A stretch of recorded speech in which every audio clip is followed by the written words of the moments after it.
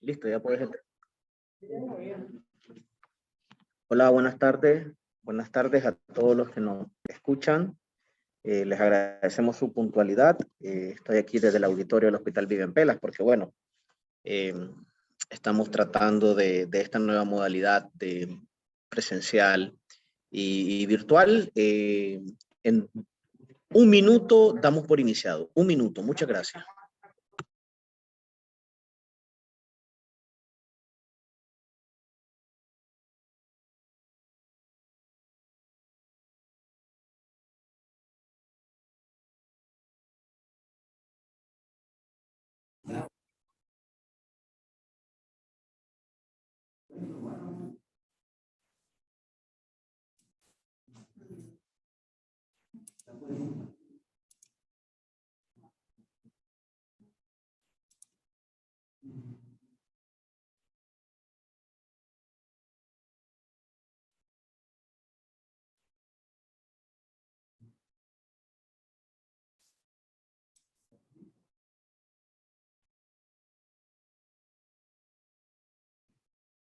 Aquí le vamos a cambiar esto, ¿verdad? Sí, duplica. Aquí.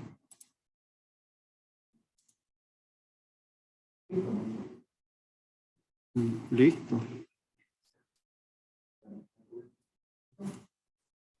Hola, muy buenas tardes, colegas que nos acompañan vía presencial, vía virtual. Estamos aquí del auditorio del Hospital Vivian Pelas. Para mí, pues, un gusto estar siempre en nuestras actividades de educación médica continua. Y el día de hoy, en esta tarde, queremos abordar un tópico que es de suma importancia, como es el abordaje de la toma de una biopsia guiada por imágenes.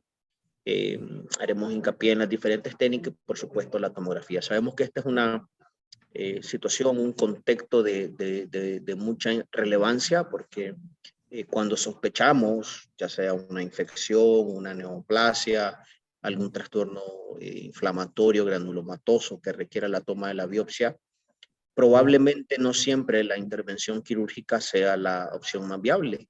Y dentro de las opciones no quirúrgicas, las biopsias guiadas por imagen cada vez más tienen un rol tanto diagnóstico como terapéutico.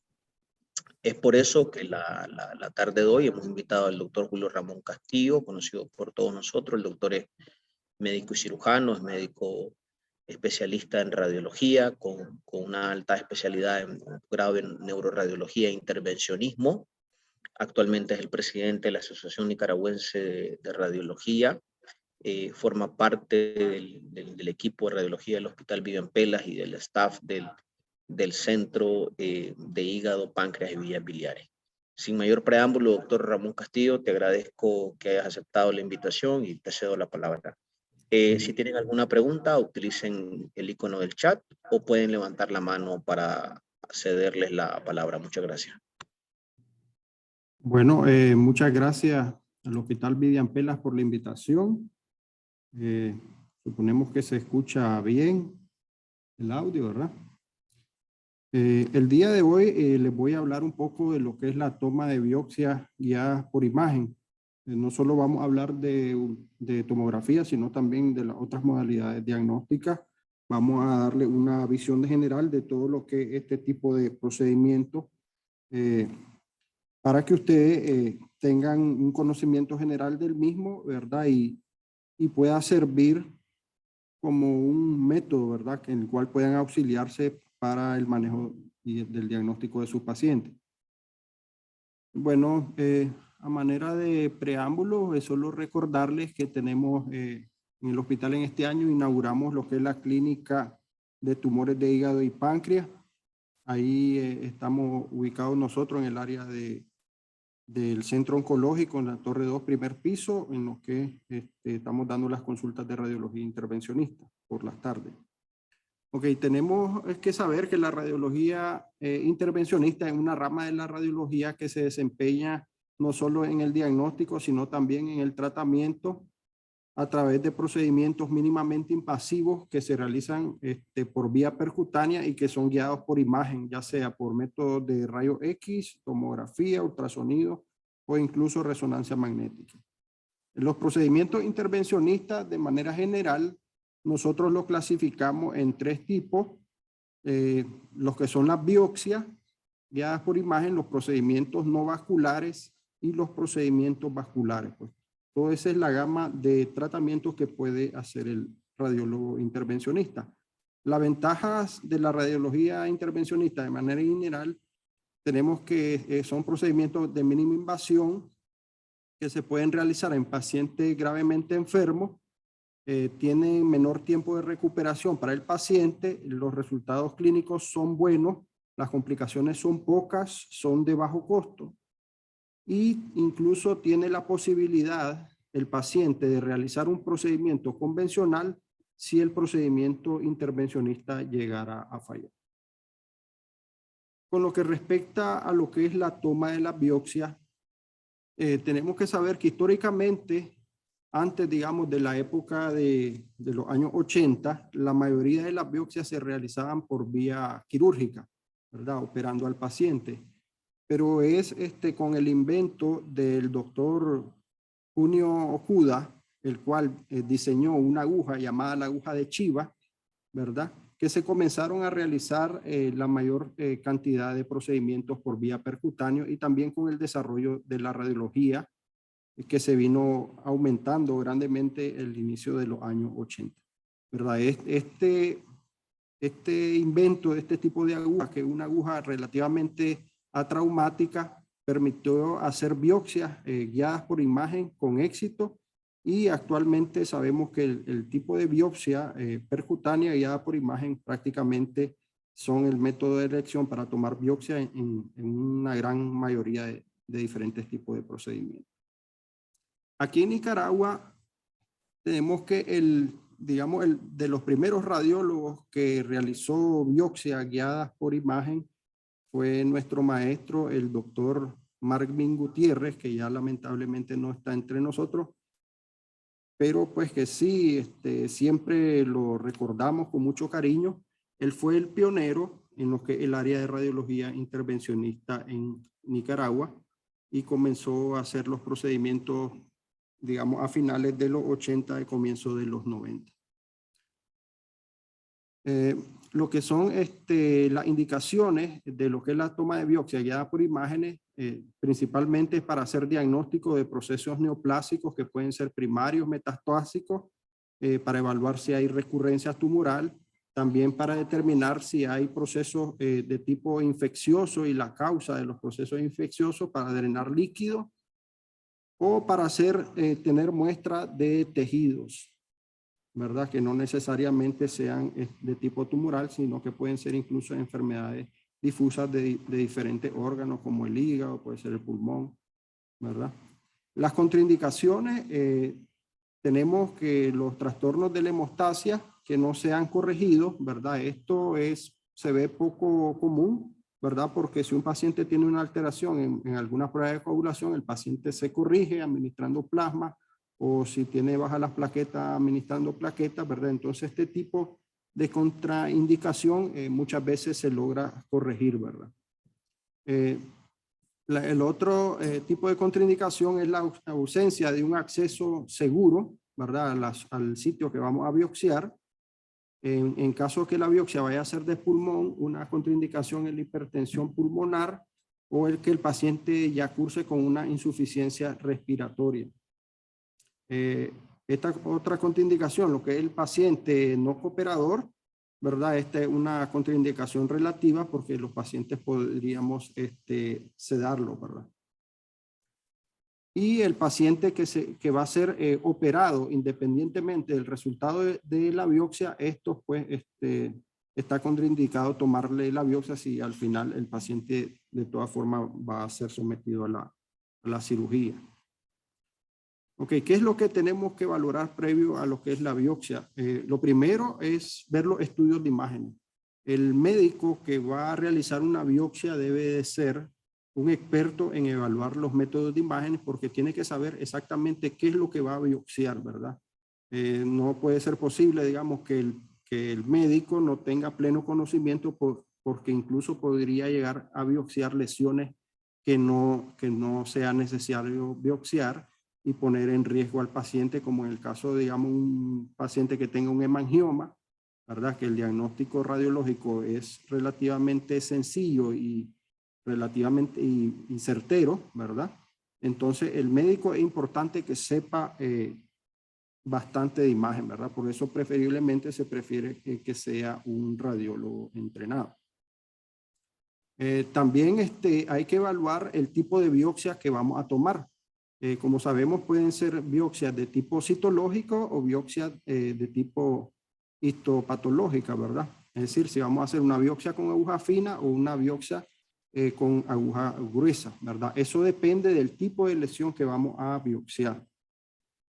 Actualmente, digamos, con los mayores estudios histopatológicos que se le hacen a los pacientes o las pruebas especiales de inmunistoquímica o biología molecular, ahora la mayoría de las biopsias de los tumores ya se deberían de hacer de tipo histopatológico, ¿verdad? Y creo que esa va a ser la tendencia. Cada vez la aguja fina, me parece a mí que se va a ir haciendo menos por la cantidad de tejidos que se requiere para hacer técnicas especiales de patología. Se debe planear el acceso por donde se va a entrar a la lesión, determinar el método que vamos a utilizar, los exámenes de laboratorio, los básicos, biometría, plaquetas, pruebas de coagulación, deben de estar normales o cerca de los límites normales, y el consentimiento informado que debe de firmar el paciente, y se le debe haber explicado los riesgos y los beneficios de lo que es la toma de la biopsia. Los métodos de imagen que nosotros podemos utilizar son diversos, desde los métodos con rayos X, como angiógrafo, el brazo en C, los ultrasonidos, que es el que se hace la mayoría de las biopsias, la tomografía e incluso la resonancia magnética. ¿Qué método vamos a utilizar? Básicamente el método en el cual nosotros podamos evaluar mejor lo que son las estructuras por donde van a pasar la aguja y ver, digamos, los órganos que queremos evitar, ¿verdad? Por ejemplo, de manera general tenemos que saber si las biopsias son de tejidos superficiales, usualmente se prefiere ultrasonido, pero si son de estructuras profundas, en el cual el ultrasonido tiene poca resolución, o cuando vamos a ver pasar cerca de estructuras vasculares o vísceras huecas, es mejor hacerlo con tomografía. Los tipos de aguja para las tomas de las biopsias son diversas, ¿verdad? De manera general se clasifican en las que toman biopsia con aguja fina y las que toman biopsias de tipo histopatológica, que son las agujas de corte. El tipo de aguja para aguja fina, la más común es la aguja de Chiva, y en la más común para la toma de biopsia de corte o TrueCut, ¿verdad? Es este tipo de aguja, Travenol, ¿verdad? La marca, el tipo de aguja TrueCut, en el cual vamos a tener un fragmento de tejido. Las técnicas de cómo vamos a tomar la biopsia percutánea se clasifican en 3 tipos distintos, ¿verdad? En la técnica de una sola aguja, ¿verdad? Que consiste en introducir la aguja, llegar a la lesión, sacar la muestra, y si vamos a tomar otra muestra, vamos a puncionar otra vez, ¿verdad? Esta es la técnica que se hace menos porque hay que dar más pasadas con la aguja. La otra técnica es la técnica de tándem, que colocamos una aguja fina, ¿verdad?, en la lesión, y paralelo a esto colocamos una segunda aguja, ¿verdad? Que esto nos ayuda para guiar la aguja. Y la técnica que más se utiliza es la técnica coaxial, en el cual se coloca una aguja de mayor calibre que queda cerca de la lesión, y a través de esta se introduce otra aguja que va a ser la que va a estar entrando y saliendo para tomar las muestras de la lesión. Esta es una imagen de lo que es la aguja de tipo TrueCut, ¿verdad? En la cual tiene 2 componentes, uno interno, ¿verdad? Que es el que avanza hacia el tejido, ¿verdad? Y que tiene una ranura en el cual queda el tejido, y un componente externo que a la hora del disparo va a atrapar lo que es el tejido dentro de la aguja, y con esto vamos a poder obtener la muestra. Hay otro tipo de aguja de corte que es muy buena, conocidas como ENCOT, que estas, a diferencia de la TrueCut, permite tener un cilindro completo, ¿verdad? La Trucut, el cilindro no va a ser completo, va a ser como algo similar a este esquema. En cambio de la aguja Encot, estas nos permiten tener un cilindro completo y son muchas veces preferidas por los patólogos, ¿verdad? Y tienen más muestras para analizar. Okay, ahora les voy a presentar una serie de biopsias, ¿verdad? De diferentes casos que realizamos. De las más comunes que podemos hacer prácticamente todos los días, las biopsias con aguja fina, en este caso de la tiroides, ¿verdad? Estas las hacemos generalmente con las agujas hipodérmicas, ¿verdad? Que ocupamos regularmente. Usualmente ocupamos aguja número 23. Si la lesión es muy vascularizada, podemos ocupar agujas más finas de calibre 25. Y como sabemos, eso, qué tipo de nódulos vamos a biopsiar, eso lo vamos a determinar con las diferentes clasificaciones del TRADS, que es lo que más se determina actualmente, ¿verdad? Y tenemos que saber que si son TRADS, digamos, 4 para arriba, generalmente se biopsian en dependencia del tamaño, ¿verdad? Hay, aparte del TRAD de la American College of Radiology, existen otros TRAD, como el TRAD europeo, en el cual la diferencia con el norteamericano es que las biopsias de tiroides se pueden hacer en lesiones que son menores de 10 milímetros, ¿verdad? En el TRAD de Norteamérica solo se biopsian lesiones mayor de 10 milímetros, de 1 centímetro. En cambio, el europeo, si la lesión es altamente sospechosa de malignidad, se puede tomar una biopsia en lesiones menores de 10 milímetros. También, obviamente, nosotros nos auxiliamos con otros métodos de imágenes para poder caracterizar las lesiones.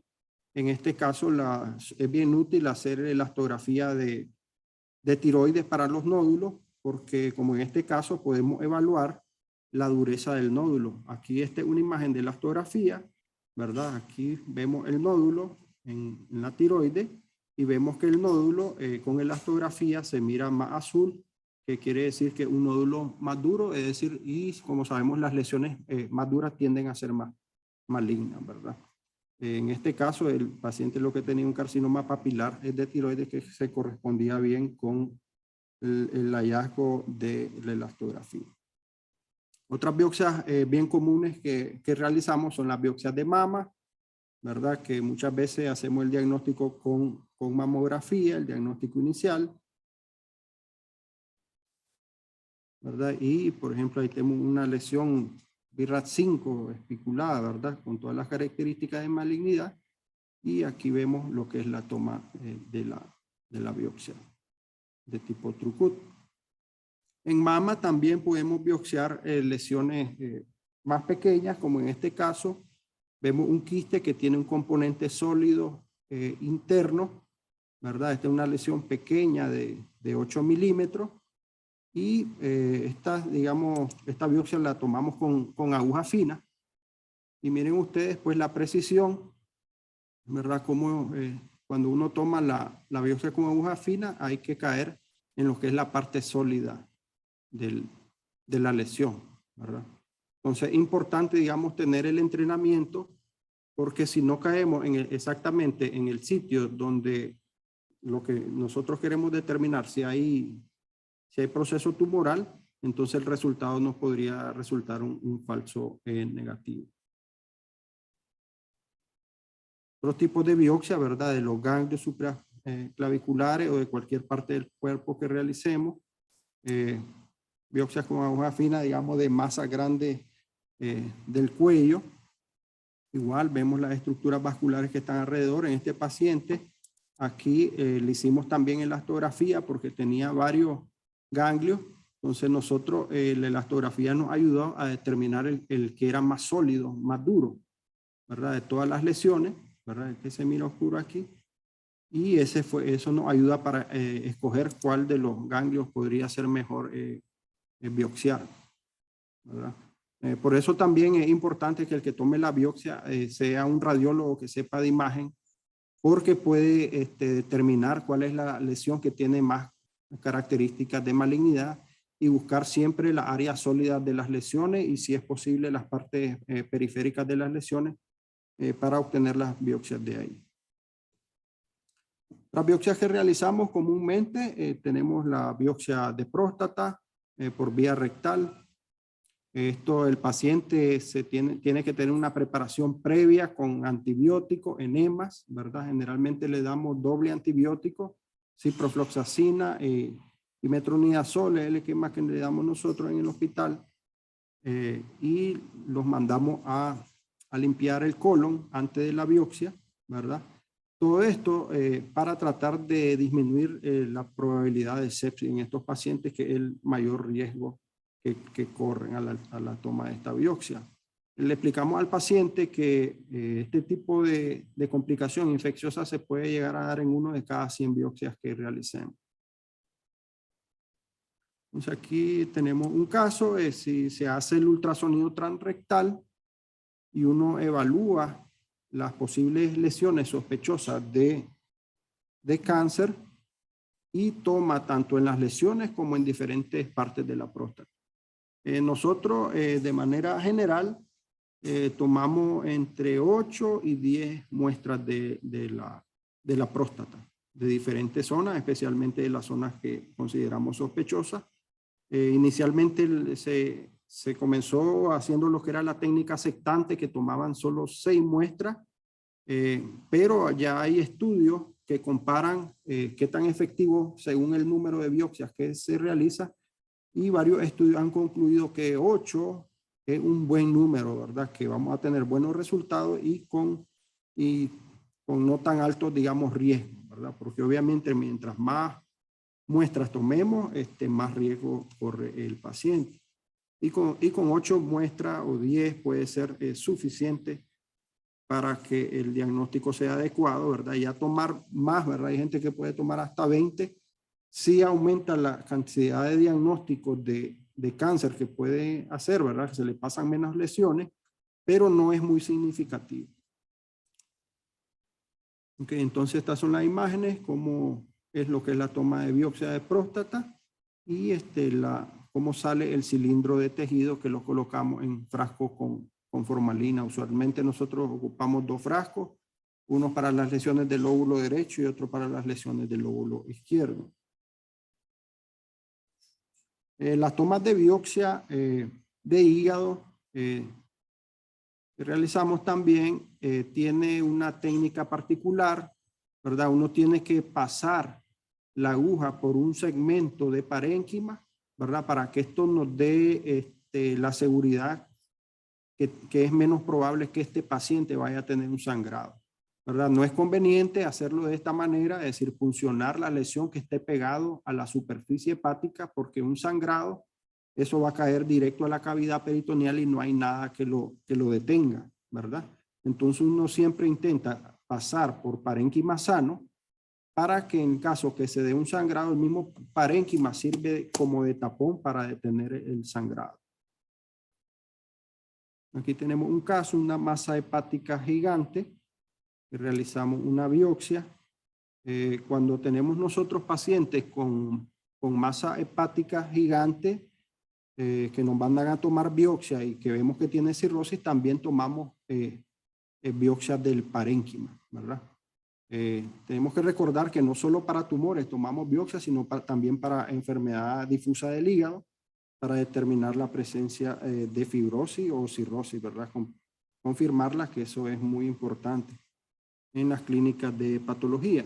En este caso, a este paciente le hicimos una elastografía de lo que era el resto del parénquima y los valores altos de elasticidad con niveles de fibrosis grado 4 que se correspondía bien con el diagnóstico del patólogo de cirrosis, y la lesión, la masa sólida, correspondía a un carcinoma hepatocelular bien diferenciado.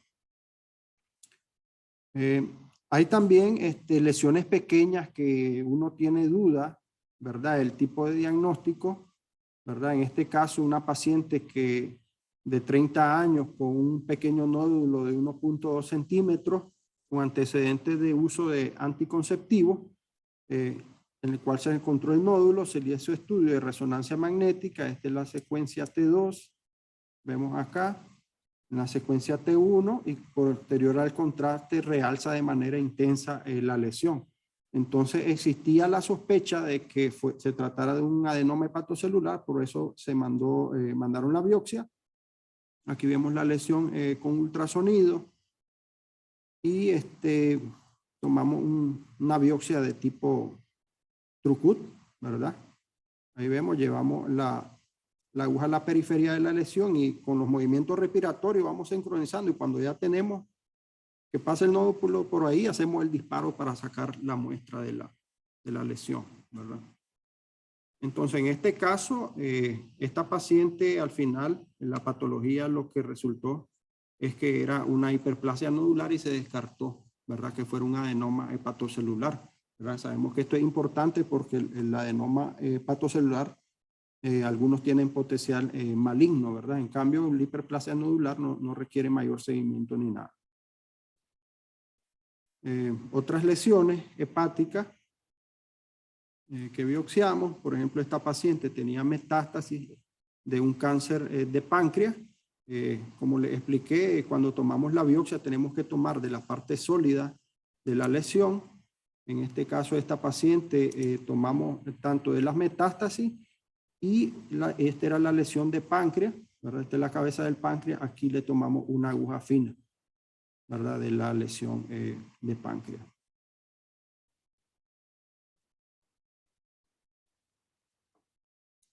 Este era otro paciente con una masa de la cabeza del páncreas.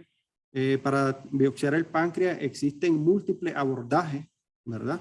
Por eso siempre nosotros tenemos que evaluar bien la tomografía para ver el abordaje que sea más adecuado para el paciente, pero uno puede incluso pasar a través del estómago, a veces puede pasar a través del hígado para acceder al páncreas, o puede pasar posterior vía el retroperitoneal, ¿verdad? Lo ideal es evitar tocar estructuras de tubo digestivo, o evitar tocar estructuras vasculares, pero a veces se puede realizar de esa forma, ¿verdad? No quiere decir que sea una contraindicación, digamos, pasar un estómago o incluso pasar un hígado para acceder a la lesión, pero obviamente uno corre un riesgo mayor. En este caso, digamos, un paciente que habían colocado un stent, le habían realizado biopsia con ultrasonido endoscópico, pero resultaron negativas, y nos solicitaron tomar biopsia Trucut por vía percutánea, ¿verdad? Cuando son lesiones profundas de cabeza de páncreas, por ejemplo, muchas veces es más fácil tomarlas por vía de ultrasonido endoscópico, ¿verdad? Sin embargo, muchas veces no se logra y nos la refieren para tomarla por vía percutánea, o sabemos que el costo, ¿verdad?, de hacer una biopsia con ultrasonido endoscópico es bastante alto. En lesiones de páncreas de otros tipos, por ejemplo, este es un paciente que tenía un absceso peripancreático, uno puede puncionar para obtener líquido para mandar al cultivo y de paso colocar un drenaje percutáneo para drenar las colecciones peripancreáticas. También cuando hay neoplasias quísticas de páncreas, que el diagnóstico muchas veces es difícil, no se sabe si son quistes simples o a veces si son pseudoquistes, a veces puede ser difícil el diagnóstico, podemos puncionarlo para aspirar el líquido y estudiar el líquido, hacer citología. Aquí tenemos un caso de una gran lesión quística en la cola del páncreas. Estos pacientes, digamos, muchas veces si se puede hacer un ultrasonido endoscópico y tomar la biopsia, se hace, ¿verdad? O se toma la muestra de líquido. Si no, se puede hacer también por vía percutánea, pero es importante, ¿verdad?, estudiar estos pacientes porque sabemos que el tipo de cirugía, ¿verdad?, si la lesión fuera maligna o premaligna, el tipo de cirugía es bien compleja, ¿verdad? Ir a quitar hacer un Whipple, digamos, no es una cirugía cualquiera, entonces uno debe estar bastante seguro de qué tipo de lesión tiene el paciente. Como sabemos, el líquido se estudia en las neoplasias de páncreas porque nos puede ayudar a determinar qué tipo de quiste pancreático sea el que tiene el paciente.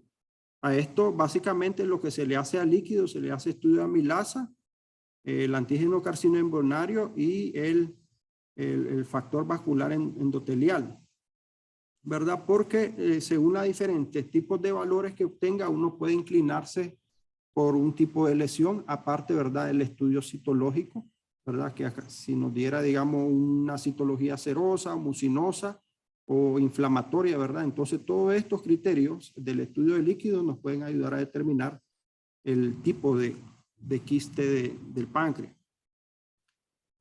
Otras lesiones que biopsiamos en las masas renales, podemos tomar biopsia también.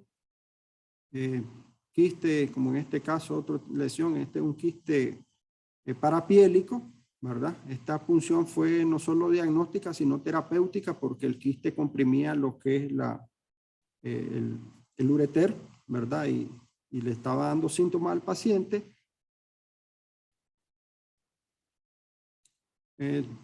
También toma de biopsia de esta lesión, por ejemplo, renal, con una pared gruesa que no se sabía, ¿verdad?, si era de tipo neoplásica o era un proceso infeccioso que cursaba el paciente. Esta la hicimos guiadas por ultrasonido. En la medida de lo posible, cuando nosotros podemos hacer la biopsia guiada por ultrasonido, lo hacemos así, porque la biopsia, aparte de ser más barato, es más rápido, ¿verdad? Entonces, si lo podemos hacer por ultrasonido, lo hacemos por ultrasonido. Si no, pasamos a hacerlo por tomografía. En este caso, lo que tenía el paciente era un proceso infeccioso.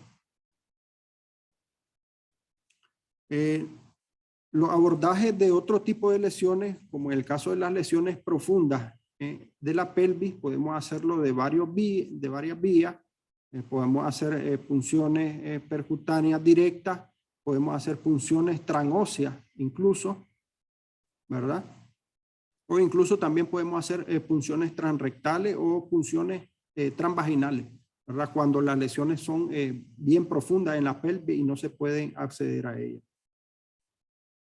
Aquí tenemos un caso de una paciente que tenía una masa en el músculo ilíaco izquierdo, ¿verdad? Las punciones óseas, cuando tomamos biopsia de hueso, nos auxiliamos con otros tipos de agujas, ya serían agujas tipo trócares más gruesos, que usualmente pueden ir entre los 11 o los 13 gauss, ¿verdad? Y nos auxiliamos con martillo para poder pasar la cortical, ¿verdad? Como en este caso, una paciente tenía unas lesiones osteolíticas en el hueso ilíaco. Otro caso aquí, un paciente que tenía un absceso profundo en la pelvis que no era accesible por la vía suprapúbica, ¿verdad? No podíamos llegar con seguridad. Entonces hicimos un ultrasonido rectal y vimos que la lesión estaba directamente ahí. Y con la misma técnica que hacemos el ultrasonido transrectal, puncionamos, ¿verdad? Con técnica de Seldinger, pasamos una guía por vía rectal y terminamos colocando un catéter de drenaje por vía transrectal, ¿verdad? Esto es un procedimiento que es bastante bien tolerado por los pacientes. Ahí pueden ver ustedes, estamos con el ultrasonido endocavitario transrectal y ya con el catéter colocado, como aspiramos todo el material purulento del paciente. ¿Verdad? Esto, cuando uno hace drenaje por vía rectal, es decir, lo principal es que uno debe estar seguro que la colección está infectada, ¿verdad? Porque si no, es decir, si la lesión no es infecciosa, está contraindicado el abordaje por vía transrectal, ¿verdad? Pero si se funciona transrectal, es un proceso infeccioso, es bien tolerado, ¿verdad? Y los pacientes se recuperan bien, ¿verdad? No hay ningún problema de una complicación mayor por eso. Otros casos que hemos hecho, biopsia, por ejemplo, en este caso, un paciente que tenía una lesión en el músculo psoas del lado izquierdo. Hicimos primero una aguja fina para tratar de aspirar a ver si teníamos estudios bacteriológicos y después hicimos un truco de la lesión. Masas mediastinales, también podemos biopsiarlas. Cuando biopsiamos tórax, generalmente lo hacemos guiados por tomografía, ¿verdad? Porque sabemos que el ultrasonido, si se nos interpone aire, vamos a perder la visualización. A veces podemos hacerla así también, guiados por ultrasonido. En este paciente lo que tenía era una neoplasia de células azules, concluyeron el patólogo, y ese fue el diagnóstico. Estos son otros tipos de casos de biopsias pulmonares, ¿verdad? Podemos biopsiar masas grandes, como esta gran masa en el pulmón izquierdo. Otros tipos de lesiones nodulares pulmonares, en este caso un adenocarcinoma de pulmón, tenía también un importante derrame pleural, y vemos, tomamos aquí, en este caso, primero con aguja fina y después tomamos un trucut en este paciente. El entrenamiento de la toma de biopsia, ya nosotros el año que viene vamos a tener 20 años que aprendimos a realizar este tipo de biopsia. Eso fue cuando estábamos todavía de residente en el año 2003, que tuvimos el Instituto Nacional de Cancerología. Aquí estoy yo, el jefe era el doctor Héctor Murrieta en ese entonces, que también era el presidente de la Asociación Mexicana de Radiología. El doctor Jorge Castillo de Estelí también estaba rotando ahí con nosotros. Estos son otros casos de biopsia de nódulo pulmonar. Aquí las lesiones que se prefieren biopsiar en el pulmón son las lesiones que están periféricas, ¿verdad? Porque en el pulmón, mientras menos parénquima sano se pase, menor cantidad de complicaciones vamos a tener. Entonces, el abordaje que debemos de realizar, cuando es posible, evitar tocar el pulmón, ¿verdad? En este caso, una biopsia de un nódulo periférico pequeño, ¿verdad? Miren el tamaño de la aguja, ¿verdad? Que no es muy grande el nódulo, y la imagen es de reconstrucción, como la toma de la biopsia quedó en el centro del nódulo. Como les mencioné, a veces cuando es posible podemos tomar biopsias pulmonares guiadas con ultrasonido.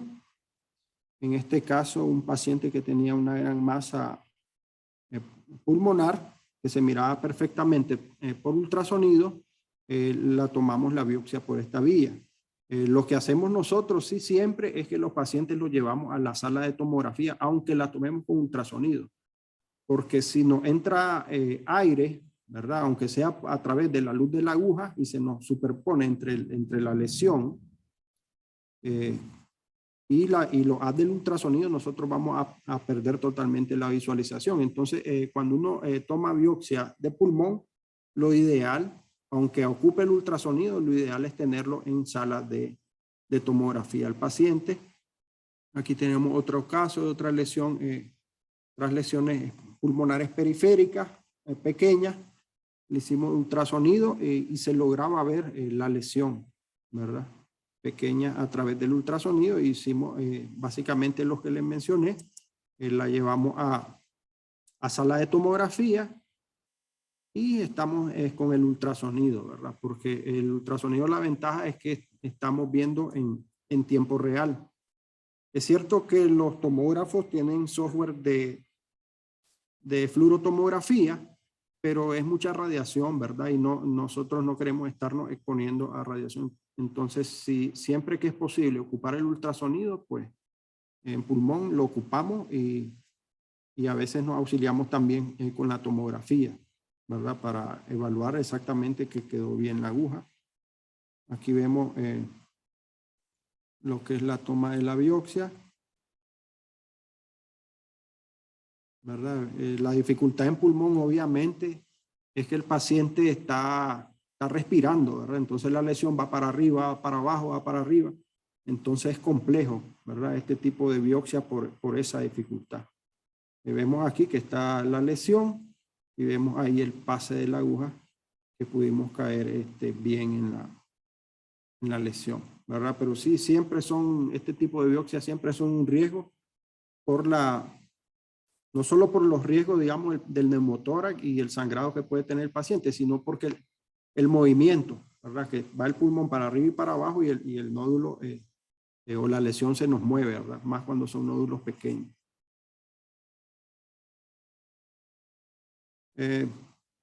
Hay, digamos, ciertas técnicas que uno se debe de auxiliar a la hora de toma de biopsia, como ocupamos aquí en este caso, teníamos esta masa, ¿verdad? Pulmonar, y lo que queríamos acceder, digamos, era a través de aquí, no tocar pulmón, como les mencioné. Entonces buscamos cómo hacer un abordaje paravertebral, pero si se fijan ustedes, la zona aquí no es muy amplia, ¿verdad? Entonces para poder entrar, probablemente la aguja iba a caer por aquí y tal vez no íbamos a tener una muestra adecuada, ¿verdad? Entonces, en esos casos, uno lo que puede hacer es una hidrodisección, ¿verdad? Que se llama, que lo que hacemos es ampliar esta área estrecha, ¿verdad? Entonces, lo que hacemos es que metemos una aguja y infiltramos, ya sea con lidocaína o con salino, lo que sea. Entonces, al hidratar, digamos, el tejido ensanchamos la vía de acceso a la lesión. Entonces, con eso, digamos, como en este caso lo que logramos fue ensanchar la vía por donde íbamos a entrar y así tomamos la biopsia de la zona de la lesión donde nosotros queríamos. Estas técnicas de hidrodisección se ocupan también para otras cosas. Por ejemplo, cuando hacemos ablaciones y queremos separar estructuras, ¿verdad? Porque no queremos quemarla, uno puede hacer también hidrodisección para separar, meter salino y eso. Y es una técnica, ¿verdad? Un auxiliar bien importante en intervencionismo.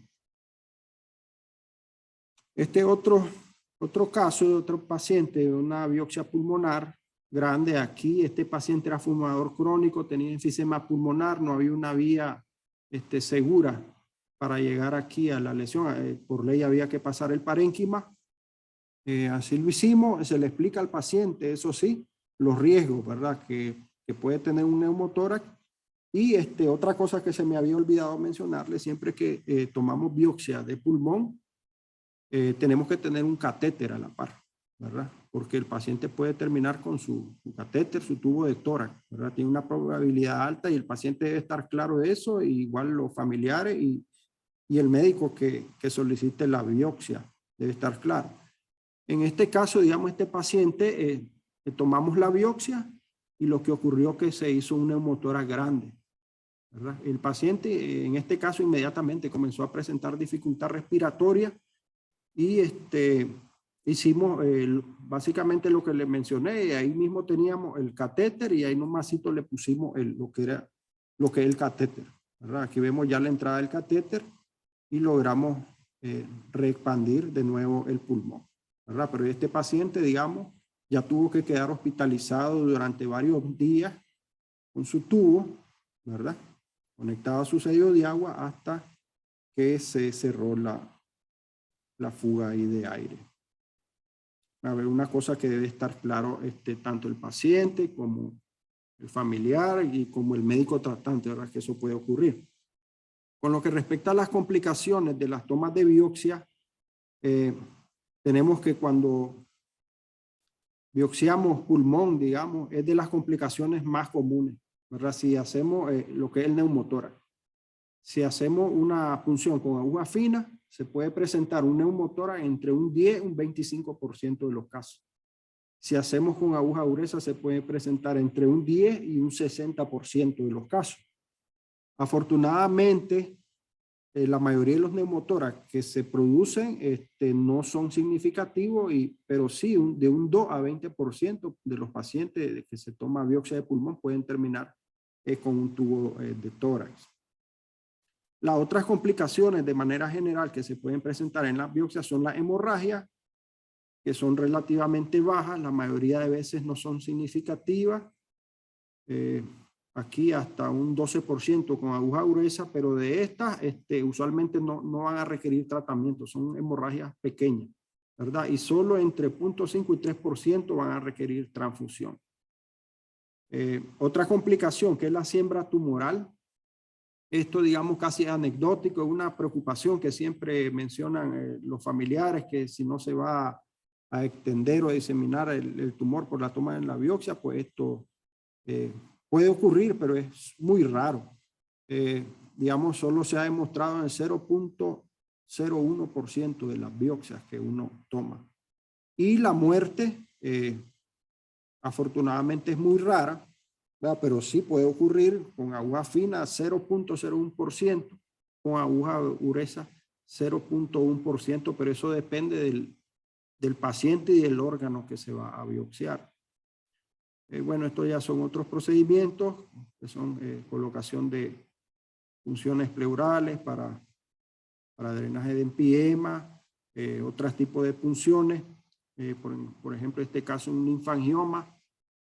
Este fue un caso que hicimos, que le aplicamos OK432, picivanil, ¿verdad? Un linfangioma, un paciente que estaba con traqueostomía, tenía múltiples linfangiomas y no podía, el paciente le estaba comprometiendo la vía respiratoria, y le hicimos la punción y la administración del OK432, que lo que hace básicamente es una reacción inflamatoria, ¿verdad? Y que eso va a cerrar todos los poros del linfangioma para que se deje de producir líquido, ¿verdad?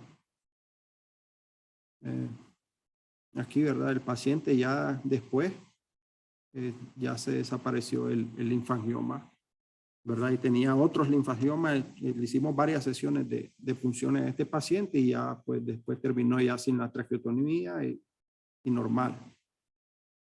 Igual hacemos punciones de cuerpos vertebrales. Aquí, digamos, abordaje transpedicular. En esto nos auxiliamos con arcoencefaluroscopía o punciones incluso intradiscales, ¿verdad? Ya sea para toma de muestra o para hacer procedimientos para hernias discales o diferentes causas de dolor discogénico, en el cual uno puede administrar diferentes sustancias, entre ellas el alcohol o discogel. Okay, entonces, a manera de conclusión, tenemos que decir que la toma de biopsia ya por imagen es una forma segura y eficaz de tomar biopsia. Diría yo que es el método de elección en una gran mayoría de biopsias que se realizan, ¿verdad? Dependiendo de cada caso. El hecho de ser un procedimiento de mínima invasión lo hace accesible a la gran mayoría de pacientes y es imprescindible y óptimo el conocimiento e interpretación de las imágenes para poder realizar este tipo de procedimientos. Bueno, le agradezco a todos por su tiempo, al hospital por invitarme, y es lo que les traía el día de hoy. Y siempre, ¿verdad? Para poner a la orden, estamos en la clínica de tumores de hígado y páncreas en el Centro Oncológico Torre 2, primer piso. Previa cita por la tarde cuando tengan pacientes que necesiten alguna programación de algún tipo de biopsia. Muchas gracias, doctor Ramón Castillo. Importante, muy visual, creo que es lo interesante de este aspecto, ¿no? Contar con esta estrategia que tiene una opción, un complemento a la cirugía, a los procedimientos en algunas ocasiones endoscópicos, que tal vez no podamos llegar a algunas localizaciones como lesiones de páncreas, como usted comentaba. Si alguien tiene alguna pregunta de manera virtual, puede hacerla a través de este medio o levantar la mano. No sé si alguno de los colegas en el auditorio. Doctor, ¿cómo está? Adelante. ¿Tiene alguna pregunta? Gracias. Doctor Ramón, mi pregunta. Comentabas que en la clasificación de TIRAT europea se podrían biopsiar lesiones menores de 1 centímetro. Muchas veces estas las podemos seguir. ¿Qué recomendación harías? ¿Cuáles serían esos criterios que tomarías para biopsiar lesiones de tiroides menor de 1 centímetro? Sí, los criterios son lesiones de alta sospecha de malignidad. Digamos, en tiroides la característica principal de sospecha de malignidad son las microcalcificaciones, ¿verdad? Una lesión con microcalcificaciones debería de biopsiarse. Ese es un hallazgo de alta sospecha. Ya, o un nódulo, por ejemplo, que sea muy hipoecoico, ¿verdad? Eso se deberían de biopsiar, pero si tiene microcalcificación y es muy hipoecoico, aunque sean menores de 1 centímetro, se debería de biopsiar. Es decir, recordemos que las guías son guías, ¿verdad?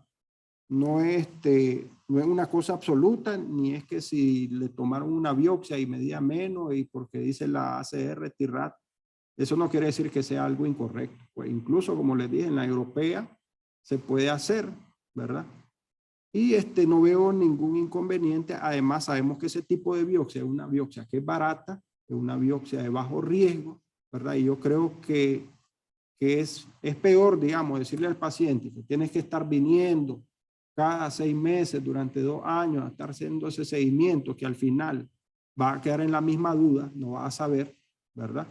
Entonces, para mí es mejor, digamos, tomar la biopsia y tener un diagnóstico definitivo, aunque sea menor de 1 centímetro, ¿verdad? No, me parece que es más costoso, más estresante para el paciente y todo el mundo que ande con una lesión que sea sospechosa y que solo porque no llega a 1 centímetro no la va a biopsiar. Y además, como le mencioné, hay otros criterios, pues no solo el TIRAD de la ACR, hay TIRAD europeo, hay un TIRAD coreano y hay otro TIRAD, incluso que no recuerdo, ¿verdad? Hay varios criterios, ¿verdad? Pero uno pues debe evaluar cada caso en particular. Correcto, estamos de acuerdo. La presencia de microcalcificaciones, el tamaño, la hipocogenicidad, la vascularización. El doctor Miguel Torres, felicidades, doctor Castillo. En biopsias hepáticas se puede usar biopsia con vacío en lesiones grandes. Yo no tengo experiencia con biopsias por vacío, pero digamos en hígado yo no recomendaría, porque sabemos que la biopsia con vacío obtiene más cantidad de tejido. Pues el hígado es cierto que es bastante un órgano noble, digamos, para la biopsia, pero tampoco hay que abusar, ¿verdad? Por ejemplo, si biopsiamos una lesión que pensamos que es un hepatocarcinoma, o hay lesiones benignas que son hipervascularizadas, pues creo que podría sangrar mucho, ¿verdad? Y con el trucute es más que suficiente. Me parece que sería como muy exagerado hacer una biopsia de aspiración, de vacuum, en un hígado, ¿verdad? Porque no me parece que sería necesario, pues. Ok. Respecto a lo que comentaba, doctor Castillo, del abordaje de las lesiones torácicas, que obviamente, perdón, lumbares, columna, que puede ir desde algún proceso maligno hasta una tuberculosis, un mal de Pott y demás. En esos casos de fracturas patológicas, independientemente de la causa, ¿contamos con algún tipo de opción en nuestro medio disponible para tratamiento? Tal vez cementoplastía, algún tipo de Sí, claro que intervención. sí. Sí, tenemos que recordar que el procedimiento de la vertebroplastía lo realizamos aquí, ¿verdad? Yo lo realizo, muchos cirujanos de columna lo realizan. El procedimiento de la vertebroplastía está indicado para dolor usualmente, ¿verdad? Esa es su principal indicación, controlar el dolor. Se usa tanto para lesiones tumorales, primarias o metastásicas, o para fracturas por osteoporosis, que creo que es la causa más común, y es para tratar usualmente el dolor. Si tenemos un paciente con una lesión vertebral, ¿verdad? Que descartamos un proceso infeccioso, podemos hacer una vertebroplastía previa evaluación. Digamos, ¿qué es lo que vamos a fijarnos nosotros? Por ejemplo, en la conservación del muro posterior de este paciente. Porque cuando hacemos una vertebroplastía, recordemos que vamos a inyectar cemento dentro de la vértebra y lo peor que nos puede pasar es que el cemento se fugue hacia el canal vertebral, ¿verdad? Y nos comprima raíces y todo eso sería peor, ¿verdad? Entonces, si el paciente, por ejemplo, tiene una lesión que no compromete el muro posterior de la vértebra, ¿verdad? Y que nos vamos a tener una bastante seguridad de que no va a fugar al canal, podemos hacerlo perfectamente, ¿verdad? Por eso hay que valorar cada caso, pues, Claro. eso sería el principal criterio, evaluar el muro posterior de este paciente para que el cemento, digamos, se retenga ahí, ¿verdad? Perfecto. Sí, importante, ¿no? La anatomía. Si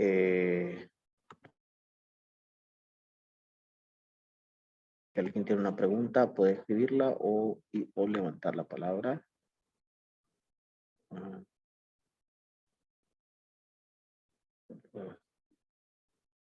Me preguntan las lesiones retroperitoneales, si va a realizar algún tipo de abordaje, prefiere hacerlo de manera posterior o anterior. Sí, presencia de masas retroperitoneales. Sí, siempre que sea posible, posterior, ¿verdad? Okay. Si es retroperitoneal, porque no queremos pasar por todas las asas del intestino delgado, ¿verdad? Okay. Entonces, si uno encuentra una vía posterior segura, pues sí, creo que esa sería la mejor vía, ¿verdad? Además que son más toleradas por el paciente, ¿no? Es decir, le duele menos, ¿verdad? Que intentar pasar por asa y todo eso. Ok, bueno, solo un comentario a la doctora Lidia Martínez. Excelente conferencia. Si una pregunta, duda. Si el muro posterior está comprometido, no recomendaría la verteroplastía. Es la duda, ¿verdad? Sí, Es si el correcto. muro posterior está fracturado, comprometido, es una contraindicación para vertebroplastía, ¿verdad? A manera de recordatorio, pues recordemos que las fracturas por osteoporosis se da una fractura de la vértebra en cuña, es decir, generalmente se fractura más la parte anterior de la vértebra, ¿verdad? Entonces, ese son el tipo de fracturas que más comúnmente se tratan para vertebroplastía, porque el muro posterior está conservado. Pero si el muro posterior, es decir, la parte posterior del cuerpo vertebral está comprometido, ¿verdad? Ya sea por comido, como decimos, ¿verdad? Por un tumor o que esté fracturado, el cemento se va a fugar por ahí, ¿verdad? Entonces eso es una contraindicación, ¿verdad? Porque es decir, el paciente podría salir peor, ¿verdad? Del procedimiento. Así es.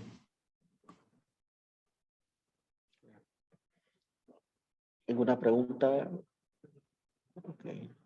Bueno, creo que ya no tenemos más preguntas. Un momento, el doctor Paulino Bravo pide la palabra.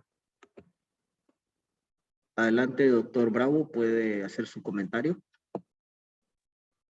Sí, primero felicitar al doctor Julio Castillo por su excelente presentación. No sé si me están escuchando. Adelante, doctor, le escuchamos.